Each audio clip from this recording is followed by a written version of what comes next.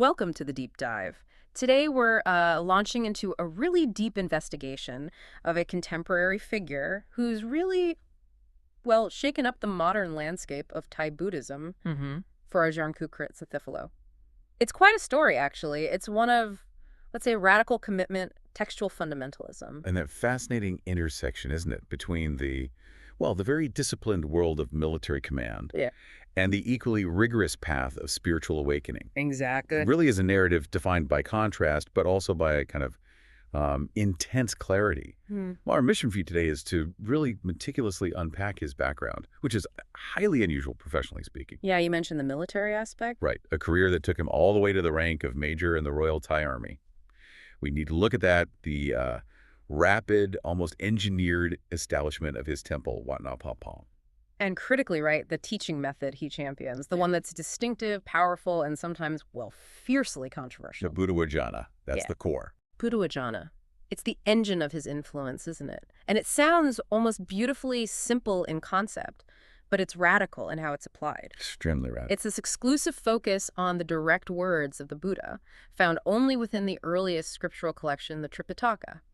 It's a deliberate, very systematic attempt to strip away, 2 millennia of historical and scholastic interpretation. Pretty much. You could almost think of it as like a spiritual restoration project. Ah, okay. The aim is to remove all the patina, all the later additions, to try and see the original teaching, supposedly pure and unfiltered. Which provides that clarity you mentioned. Immediate clarity, yes. Mhm. But, and this is key, it also places him in direct opposition to a lot of established institutional teaching. Okay, let's unpack this then, because I think to truly appreciate the almost surgical precision of this Buddhawajana movement, we really have to start not in the quiet monastery, No, not at all. but amidst the rigorous discipline of Bangkok's military institutions. Absolutely. That's the bedrock.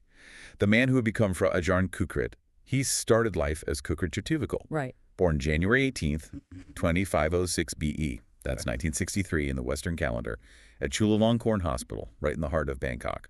And his early life, it seems, was immediately set on a path of, intellectual and physical rigor. And that path began, as you said, not just anywhere, but with entry into the highly competitive, extremely disciplined Armed Forces Preparatory School. And this isn't just like standard high school, right?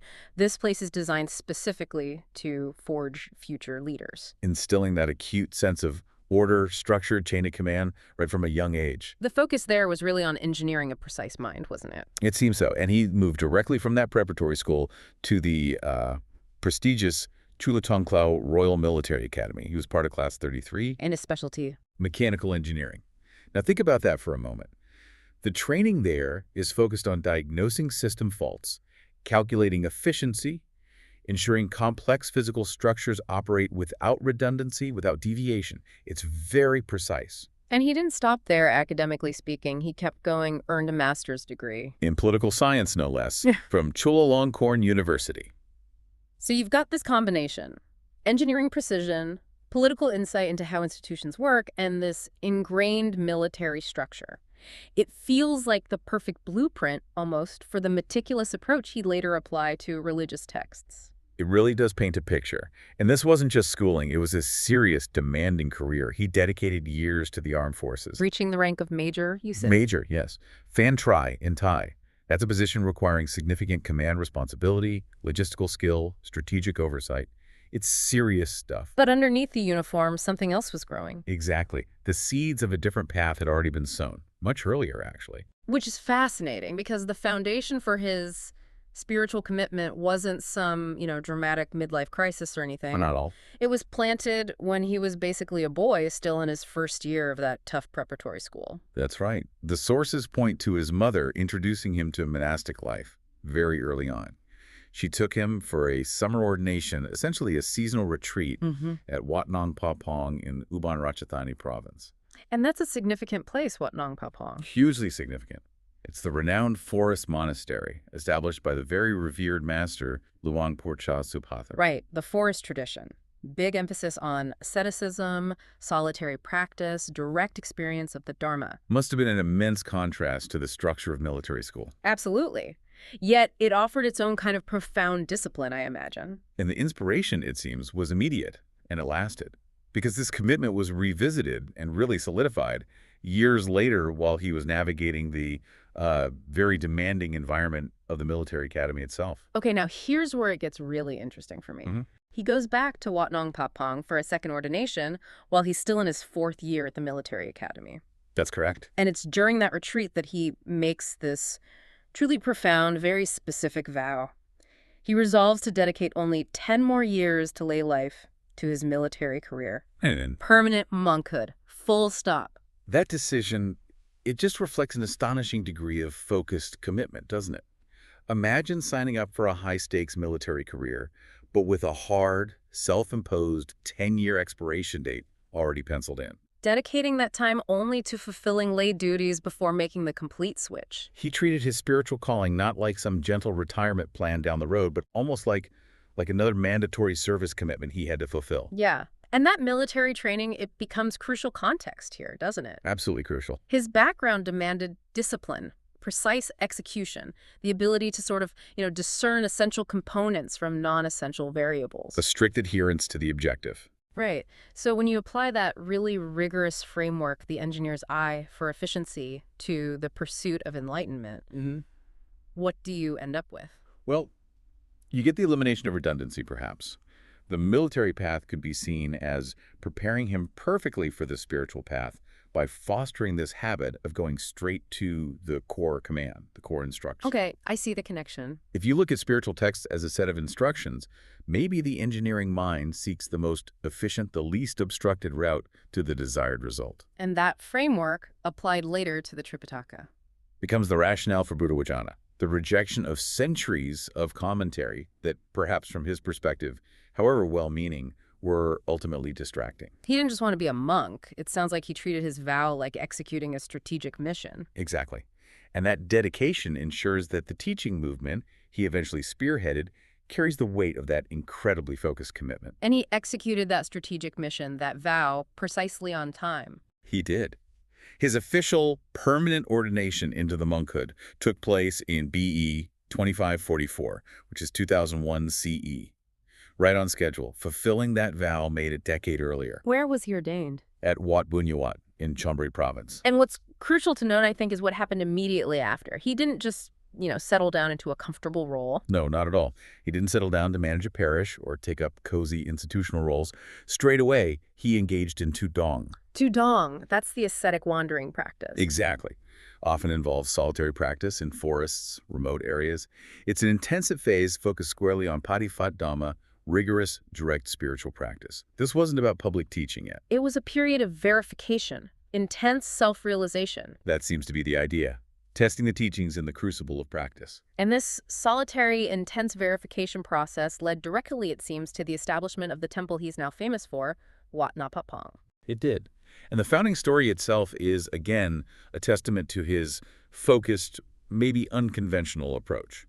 It didn't start as some grand donated estate or via royal decree. How did it start then? It originated, believe it or not, from a piece of farmland, specifically a rice paddy field. Really? A rice paddy? Gifted by his mother.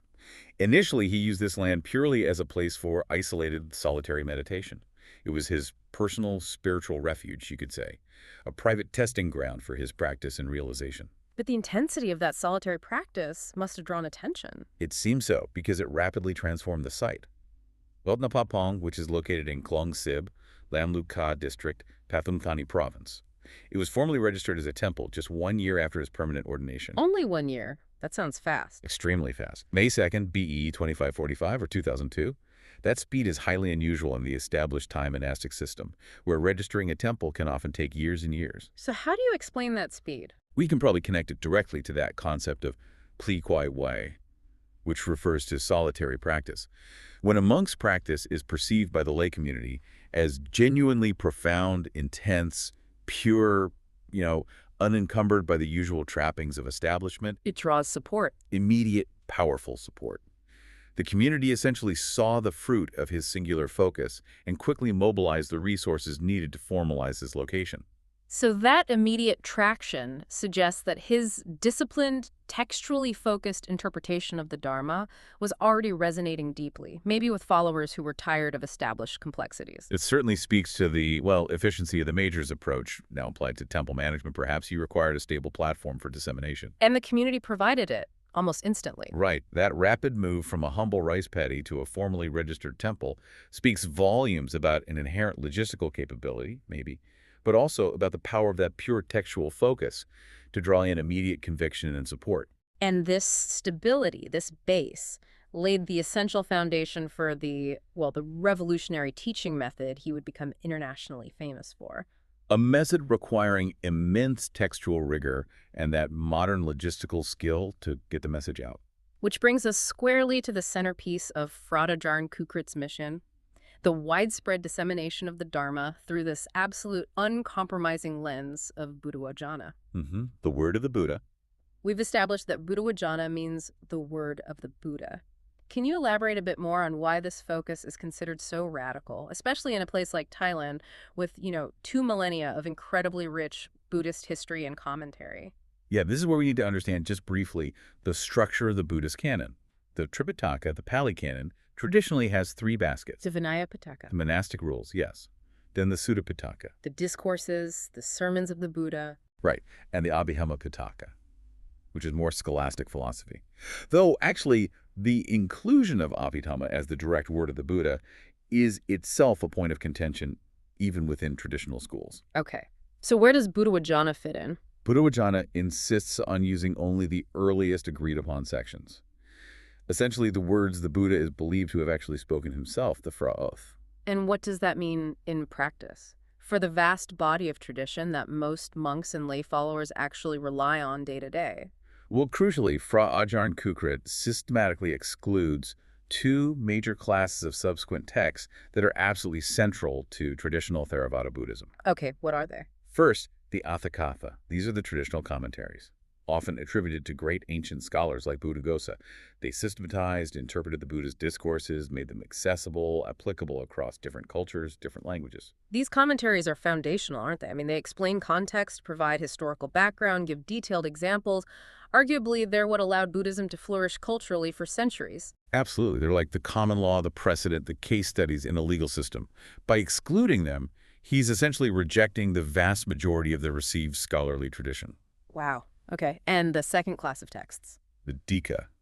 These are the sub-commentaries, further scholarly layers built upon the Atthakatha. So it's a really radical editorial excision of the entire scholastic framework that developed over centuries. That analogy to constitutional law you mentioned earlier really hits home then. It does. It's like telling every legal professional, ignore the thousands of volumes of Supreme Court interpretations, just rely solely on the original 7 articles of the Constitution, believing any later interpretation is potentially corrupting. It's textual originalism taken to its absolute extreme. Driven by this core belief that any deviation from the original utterance risks introducing conceptual static, conceptual suffering. His goal is to remove all potential ambiguity introduced by subjective interpretation over time. So his aim is actually highly practical then. It's not just academic purism.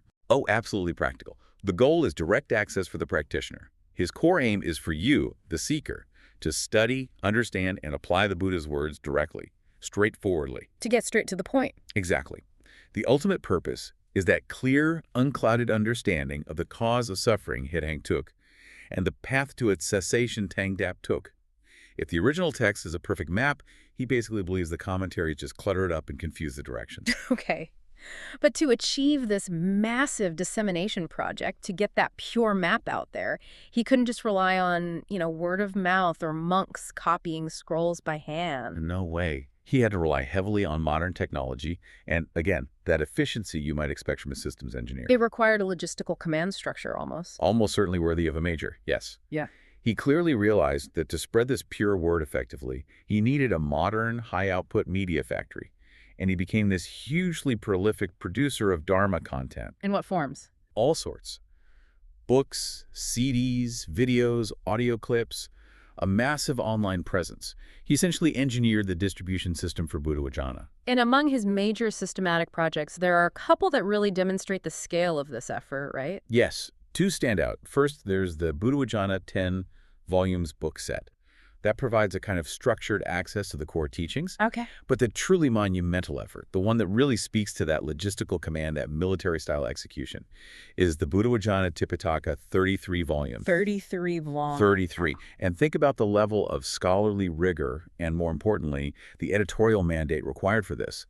This set exclusively compiles and translates only what he identifies as the Buddha's direct words, from Pali into Thai. So 33 volumes dedicated solely to primary source material, as he defines it. That requires enormous manpower, cross-referencing, verification, and an absolutely ruthless editorial hand to make sure anything potentially derived from commentary is excised. It's an exercise in purity and systemization on a grand scale. So if we connect this to the bigger picture, why does this approach resonate so strongly right now? Well, think about the era we live in. We're saturated with information, constantly looking for the verifiable source, the original data. In that context, this kind of textual fundamentalism can be extremely appealing. It offers clarity, authority. Exactly. It minimizes information overload by design. It presents itself as a clean signal in a very noisy world, which aligns perfectly, you could argue, with the modern learner's desire for deeply informed knowledge that cuts straight through the historical noise. So he effectively provides an intellectual shortcut. Cut the historical clutter, go straight to the verifiable source, apply disciplined precision. And apply that to your spiritual life. The very skills he honed, analyzing complex mechanical systems, logistical planning, political dynamics, now used to verify and disseminate spiritual instruction. The disciplined mind seeking purity not just in practice, but in the instruction itself. Precise. Okay, but when you initiate a massive editorial effort like that, one that fundamentally questions the institutional value of, 2,000 years of traditional scholarship, you're inevitably going to create some friction. Oh, absolutely, both legally and theologically. Fra Ajahn Kukrit's path certainly hasn't been immune to significant public scrutiny and, yes, controversy. Right. Our source material acknowledges that there have been disputes, even lawsuits along his path, particularly surrounding some serious allegations regarding donation fraud. That's true. And these challenges, while maybe uncomfortable to discuss, are a necessary part of understanding his public profile and the resistance he's faced. However, just to be clear, in the spirit of impartial reporting, it's really paramount to note the specific legal outcome of those challenges. Yes, the court ultimately dismissed the charges. The resolution confirmed definitively that, quote, no offense actually occurred. The Thai phrase is quam fit mi dai kot kuin ching. So that legal finding is the necessary context for viewing those past allegations. Absolutely. But beyond those specific legal challenges, perhaps the most significant long-term friction lies more in the theological sphere, specifically regarding the institutional norms, the ritualistic practices of the wider Sangha, the monastic community in Thailand. This is where his adherence to pure text directly clashes with accepted tradition. Exactly. The core institutional dispute really centers on the Patimokkha. Remind us what the Patimokkha is again? It's the basic monastic code of rules. Yeah. It's part of the Vinaya, the disciplinary section of the canon, and it's recited communally by monks every fortnight, usually on the new moon and full moon days. Okay. And the issue is? The general Sangha in Thailand, this cuts across both the major Mahanikaya and the Dhammayuttika orders. They typically observe and recite 227 rules in the Patimokkha. But Fra Ajahn Kukrit doesn't. He and the Wat Nam Papong community are criticized because they recite a version of the Patimokkha using only 150 rules. 150 versus 227. That's a big difference. That's 77 rules dropped. It's not a minor administrative difference at all. It's a massive theological and institutional statement.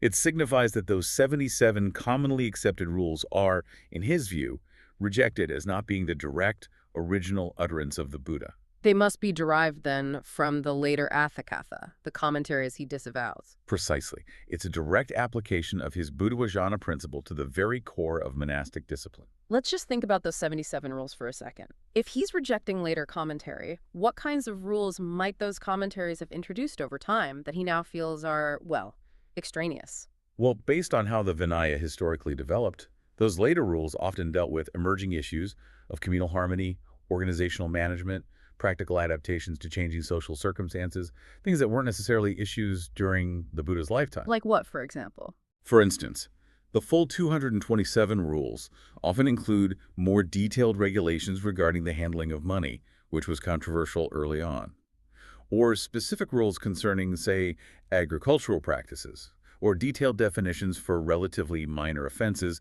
that might have arisen regionally over time.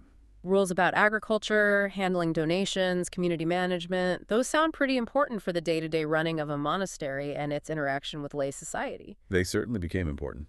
The addition of rules throughout history was often an attempt by the Sangha to preserve its integrity as a communal vehicle in an evolving world, to maintain discipline and public trust. So by reducing the code back to 150, he's aiming for doctrinal purity. Yes, according to his interpretation. But traditionalists would argue he's potentially stripping away essential ethical fences, the ones needed for institutional stability and navigating complex social relations. It must fundamentally change the structure and operation of his temple compared to others. That's exactly the point of contention. It represents a very different model of monasticism. And yet, despite this really high-stakes theological criticism and those public legal battles you mentioned, the source material clearly notes that the popularity of the Buddhawajana method hasn't decreased. Quite the opposite, it seems.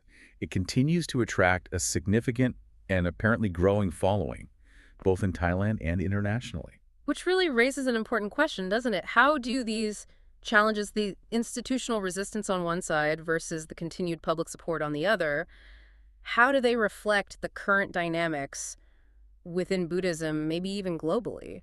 It seems to highlight this fundamental tension, perhaps. A tension between institutional stability, which often requires adapting to cultural and historical realities, may be represented by the 227 rules. And the modern appetite for original, supposedly unadulterated source material represented by the 150 rules. It feels like people, or at least a significant number of them, are increasingly seeking authority directly in the primary text itself, rather than solely in the historical interpretation of that text. They want the core instruction manual, maybe, not the extended director's cut with commentary tracks. That's one way to put it. And we absolutely have to acknowledge that this narrative is still unfolding. The source material itself notes there's, quote, movement regarding the true stories and the ongoing legal and social scrutiny surrounding Fra Ajahn Kukrit. It mentions a specific time frame. Yes, specifically mentioning September 2568 BD, which corresponds to 2025 CE, as a time when further examination or developments might occur. So as the sources say, time will tell how these deep institutional challenges ultimately resolve themselves. Indeed. But regardless of future developments, the movement today is built on this unwavering foundation of textual rigor and, arguably, the kind of systems efficiency honed by a military mind. So wrapping this up, what does this all mean for the contemporary Buddhist world, and maybe more importantly, for you, the listener, trying to make sense of it all? Well, Fra Ajahn Kukrit Sathifalo continues his role as the abbot of Wat Nap Alpong. He remains a profoundly significant contemporary broadcaster of the Dharma, there's no denying that. He's successfully used modern media, that logistical command we talked about, to connect what he defines as the Buddha's direct words to a massive audience. Both domestic and international, But yes. he offers this unique value proposition, doesn't he? Especially for those perhaps feeling overwhelmed by information, seeking clarity. A powerful, authoritative shortcut, you might call it, to deeply informed spiritual knowledge, rooted strictly in the primary text as he interprets it. And delivered with the precise efficiency you might expect from a retired major. His personal journey itself, from mechanical engineer to military major to ascetic monk, serves as a kind of powerful anecdote, doesn't it, on the power of focus. He treated his spiritual calling like a mandatory project. Applying his training in source verification, logistical execution, to the Tripitaka itself. And that application of almost surgical rigor leads us to our final thought for you, the listener, to maybe explore on your own. Given this deep foundation on direct textual evidence and that very specific background in engineering and military discipline, how might this kind of rigid, text-focused approach influence future interpretations of Buddhism? That's a great question. Will this trend towards verifiable primary sources, this kind of originalism, eventually destabilize the reliance on traditional institutions and their centuries of commentaries, maybe not just in Thailand, but globally? And furthermore, let's circle back to the Patimokkha, that monastic code. Okay. We know Fra Ajahn Kukrit rejects 77 rules he believes are derived from later commentary. This raises a really fundamental question about the nature of ethical codes, doesn't it? It does. What purpose do those rules serve? Exactly. What specific difference do you, the listener, think those 77 extra rules rules often pertaining to social context, minor infractions, communal management. What might they represent? Are they essential ethical fences, crucial guardrails that protect the community and ensure stability? Or are they, from another perspective, historical clutter, maybe obscuring the Buddha's original, perhaps simpler path?